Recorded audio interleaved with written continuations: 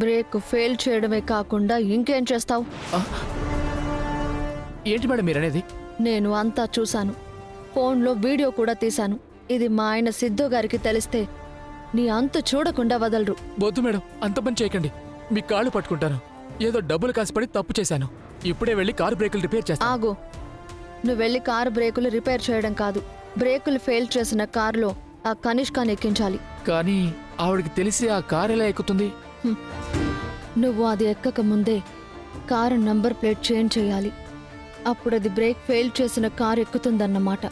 అర్థమైందమ్మా, అలాగే చేస్తాను. కానీ మీరు నా గురించి ఎక్కడా చెప్పొద్దు, మీకు దండం పెడతాను. సరే, నువ్వెళ్ళు.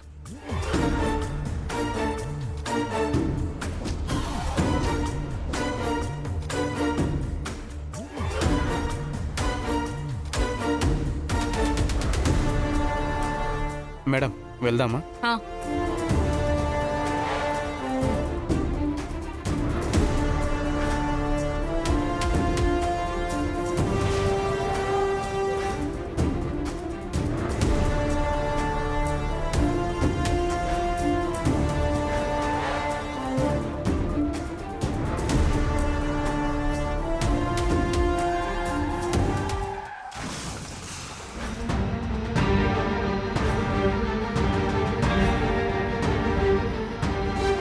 ఎవరు తీసిన గోతిలో వాళ్లే పడటం అంటే ఇదే కనిష్క.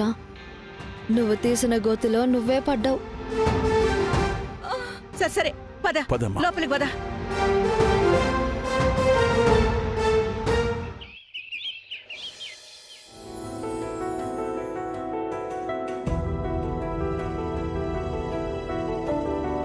అత్తయ్య, మీరు తిన్నాక టాబ్లెట్స్ వేసుకోవడం మర్చిపోతున్నారు. అయ్యో. వేసుకోండి.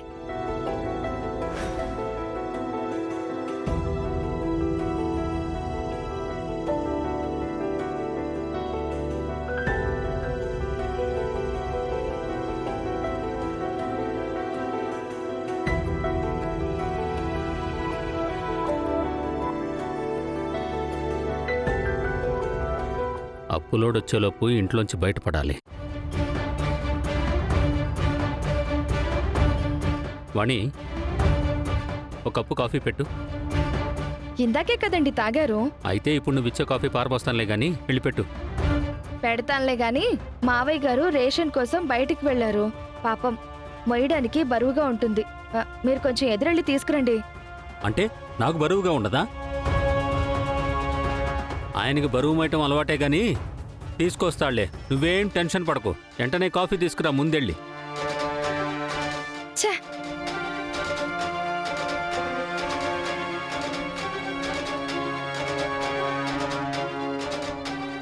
ఇదిగోండి.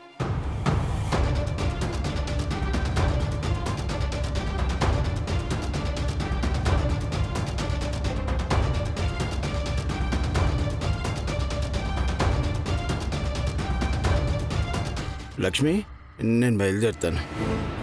నువ్వు కూర్చో కూర్చో, నీ ఆరోగ్యం జాగ్రత్త. మావయ్య గారు, మీకు డ్యూటీకి వెళ్ళడానికి ఇంకా టైం ఉంది కదా, మీరు టిఫిన్ కూడా చేయలేదు. కాఫీ ఏమైనా తీసుకురమ్మంటారా? వద్దమ్మా, నేను వెళ్తాను. సరే లక్ష్మి.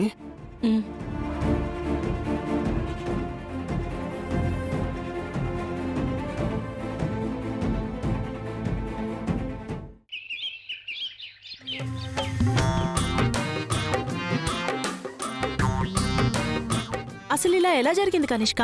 యాక్సిడెంట్స్ అంటే అలాగే జరుగుతాయి నీలిమా. నేను తనకిలా జరగడం ఏంటని అడుగుతున్నాను. ఎలా జరిగిందో నాకు తెలిస్తే కదా నీకు చెప్పడానికి. ఇందులో తెలియకపోవడం ఏముంది కనిష్క? అవశ్య మనో భక్తవ్యం కృతం కర్మ శుభాశుభం అంటే మనం చేసినటువంటి కర్మ, అది మంచిదైనా చెడ్డదైనా మనం అనుభవించి తీరాల్సిందే, తప్పదు కూడా. ఇది దీని అర్థం. అంటే నేను చెడు చేశాను కాబట్టి శిక్ష అనుభవిస్తున్నాను అంటున్నావా? నువ్వు చేసిన చెడుకి నీకున్న పాడు బుద్ధికి ఈ శిక్ష సరిపోదు అంటాను. మరి ఎలాంటి శిక్ష సరిపోతుందంటావురా? తులసి, నువ్వురా, ఆకలేస్తుంది, కలిసి భోంచేద్దాం.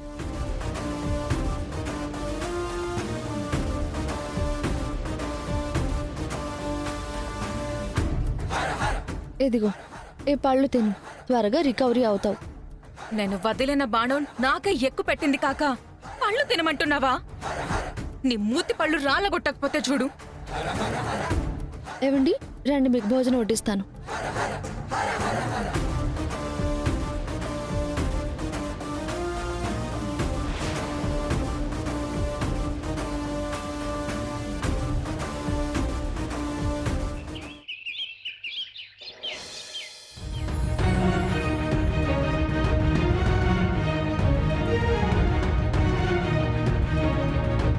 వెంటనే ఏదో ఒక పని చూసుకోవాలి, లేదంటే ఈ బ్రతుకు బండి సాగేలా లేదు.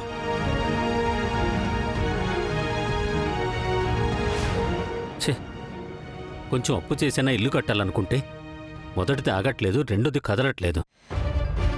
నాన్న రిటైర్మెంట్ డబ్బులు వస్తే తప్ప నేను ఒక ఇంటి వాడిని అయ్యేలా లేను. ఛ,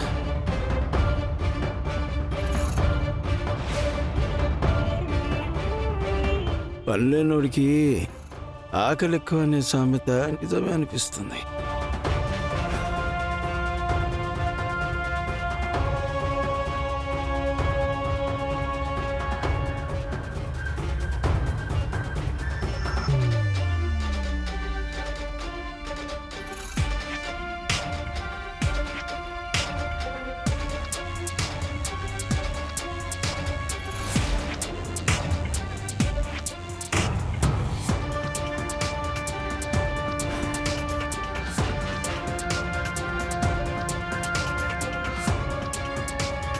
ఈయనేంటి ఇక్కడికి వచ్చి భోజనం చేస్తున్నాడు? అసలు అటువైపు వెళ్లాల్సినాడు ఇటువైపు ఎందుకు వచ్చాడు? ఆఫీస్కి ఎగనామం పెట్టి ఇక్కడ కాలక్షేపం చేస్తున్నట్టున్నాడు.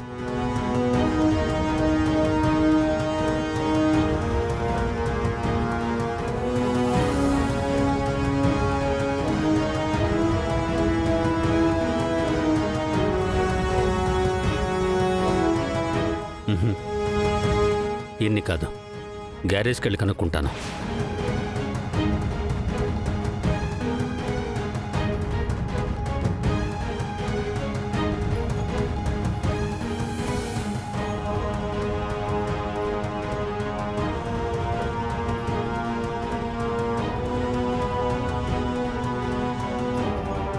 నమస్తే సార్. నమస్తే సంతోష్, బాగున్నావా? బాగున్నాను సార్, మీరు ఎలా ఉన్నారు? నేను చాలా బాగున్నాను. అవును, నాన్నగారు ఎలా ఉన్నారు?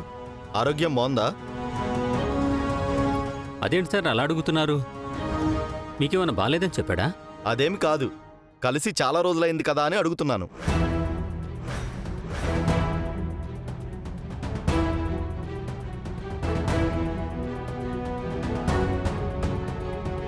చాలా రోజులు అవడం ఏంటి?